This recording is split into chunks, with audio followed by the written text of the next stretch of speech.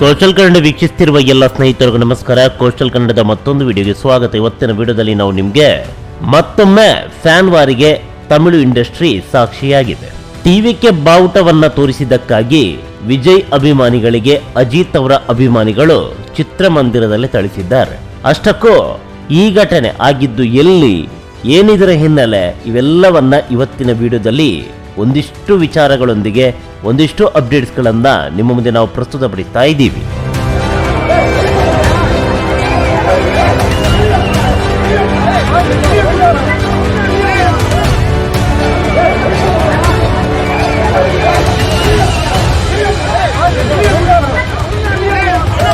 S, ಇದೇ ವಾರ ಅಜಿತ್ ಅಭಿನಯದ ಮಂಗಾತ ಸಿನಿಮಾ ರಿಲೀಸ್ ಆಗಿತ್ತು. ಆಗಸ್ಟ್ 31, 2011 ತೆರೆ ಕಂಡಂತಹ ಈ ಸಿನಿಮಾ ಭರ್ಜರಿಯಾಗಿ ಆ ಸಂದರ್ಭದಲ್ಲೇ ಪ್ರದರ್ಶನ ಆಗಿತ್ತು. ಅತ್ಯದ್ಭುತವಾದಂಥ ಕಲೆಕ್ಷನ್ ಕೂಡ ಆಗಿತ್ತು. ಇದೀಗ ಈ ವಾರ ಈ ಸಿನಿಮಾ ಪ್ರಪಂಚದಾದ್ಯಂತ ಏಕಕಾಲಕ್ಕೆ ತೆರೆಗೆ ಅಪ್ಪಳಿಸಿದೆ. ತಮಿಳುನಾಡಿನಲ್ಲಂತೂ ಈ ಸಿನಿಮಾ ಭರ್ಜರಿಯಾದಂಥ ಪ್ರದರ್ಶನವನ್ನು ಕಾಣ್ತಾ ಇದೆ, ನಮ್ಮ ರಾಜಧಾನಿ ಬೆಂಗಳೂರಿನಲ್ಲೂ ಕೂಡ.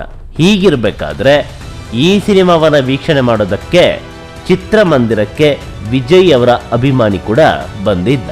ಈಗಾಗಲೇ ದೃಶ್ಯಾವಳಿಯಲ್ಲಿ ನೋಡ್ತಾ ಇದ್ದೀರಾ. ಅಭಿಮಾನಿ ಬಂದು ಸಿನಿಮಾವನ್ನ ವೀಕ್ಷಣೆ ಮಾಡಿ ಹೋಗ್ತಾ ಇದ್ರೆ ಏನಾಗ್ತಾ ಇರಲಿಲ್ಲ. ಬದಲಾಗಿ ವಿಜಯ್ ಅವರ ಟಿವಿಕೆ ಪಕ್ಷದ ಬಾವುಟವನ್ನ ಆತ ತೋರಿಸಿದ್ದಾನೆ. ಇದರಿಂದ ರೊಚ್ಚಿಗೆದ್ದಂತಹ ಅಜಿತ್ ಅವರ ಅಭಿಮಾನಿಗಳು ಆತನಿಗೆ ಚಿತ್ರಮಂದಿರದಲ್ಲಿ ಥಳಿಸಿದ್ದಾರೆ. ಇದನ್ನ ದೃಶ್ಯಾವಳಿಯಲ್ಲಿ ನೀವು ನೋಡ್ತಾ ಇದ್ದೀರಾ.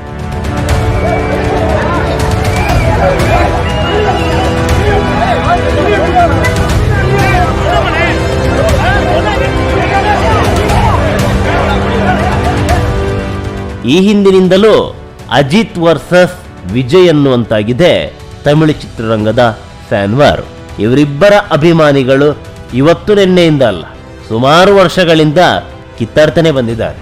ಇವರಿಬ್ಬರ ಫ್ಯಾನ್ ವಾರ್ಗಳ ಮಧ್ಯೆ ನಮ್ಮ ಕನ್ನಡ ಇಂಡಸ್ಟ್ರಿಯ ಫ್ಯಾನ್ ವಾರ್ ಏನು ಅಂದ್ರೆ ಏನೂ ಅಲ್ಲ. ಆ ಮಟ್ಟದ ಫ್ಯಾನ್ ವಾರ್ ತಮಿಳು ಚಿತ್ರರಂಗದಲ್ಲಿ ಇದೆ.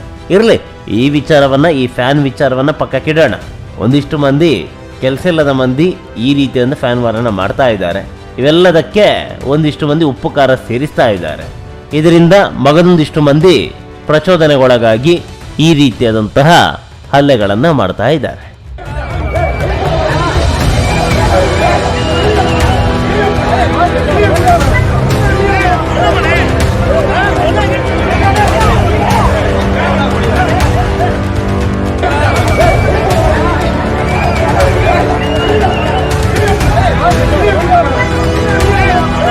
ಇರ್ಲಿ, ಈ ಒಂದು ಘಟನೆಯನ್ನ ಪಕ್ಕಕ್ಕೆ ಇಟ್ರೆ, ವಿಜಯ್ ಅವರು ಜನನಾಯಕನ ಸಿನಿಮಾದ ಬಳಿಕ ಯಾವ ಸಿನಿಮಾದಲ್ಲೂ ಕೂಡ ಅವರು ಬಣ್ಣ ಹಚ್ಚಲ್ಲ. ಬದಲಾಗಿ ಅವರು ಫುಲ್ ಟೈಮ್ ರಾಜಕಾರಣಿಯಾಗಲಿದ್ದಾರೆ. ಈಗಾಗಲೇ ಅವರೊಂದು ಪಕ್ಷವನ್ನ ಸ್ಥಾಪನೆ ಮಾಡಿದ್ದಾರೆ, ಟಿವಿಕೆ ಅಂತ ಅದರ ಹೆಸರು. ಹೀಗಾಗಿ ಎಲ್ಲಾ ಕಡೆಗಳಲ್ಲೂ ಕೂಡ ಸಿಕ್ಕಾಪಟ್ಟೆ ಹವಾ ಇದೆ.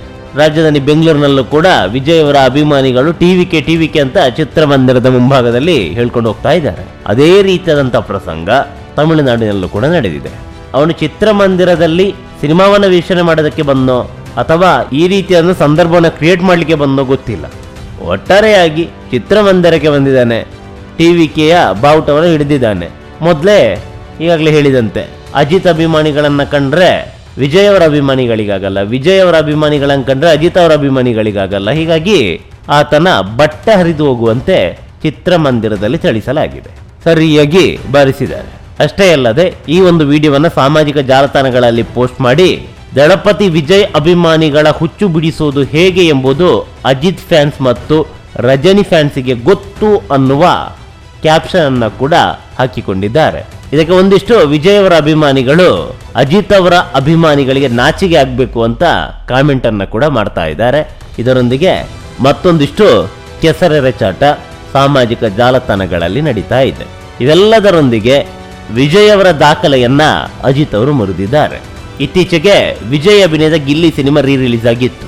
ಈ ಸಿನಿಮಾದ ಮೊದಲ ದಿನದ ಕಲೆಕ್ಷನ್ 4 ಕೋಟಿ ರೂಪಾಯಿ.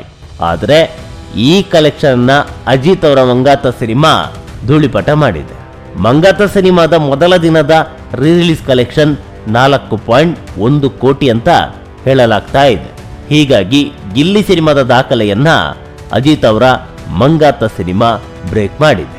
ಅದೇನೇ ಇರಲಿ, ಒಟ್ಟಿನಲ್ಲಿ ಈ ಫ್ಯಾನ್ ವಾರ್ ಅನ್ನೋದು ಕೇವಲ ನಮ್ಮ ಕನ್ನಡ ಚಿತ್ರರಂಗ ಮಾತ್ರವಲ್ಲ, ಎಲ್ಲ ಚಿತ್ರರಂಗದಲ್ಲೂ ಇರುವಂಥದ್ದೇ. ತಮಿಳು ಚಿತ್ರರಂಗದಲ್ಲಿ ಸ್ವಲ್ಪ ಜಾಸ್ತಿನೇ ಇದೆ. ನಮಸ್ಕಾರ.